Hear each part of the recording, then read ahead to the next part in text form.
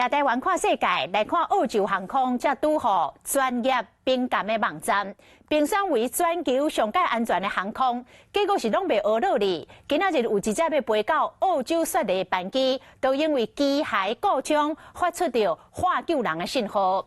这只澳洲航空的班机载100多人，为纽西兰的奥克兰要飞到澳洲的雪梨机场，想袂到烟瘾害去。飞行雷达的数据来显示，这飞行机伫咧飞行的半途失去着高度甲速度，赶紧哦！这个航空救援、消防甲紧急服务的部门快速来做出着回应，5台消防车到场待命。好你家在，这个飞行机上尾啊，是以单一边的烟瘾安全来讲的。Hello， 大家好，我是乃瑜，要教给大家2个任务。第一个，华视新闻的脸书专页，你按赞了吗？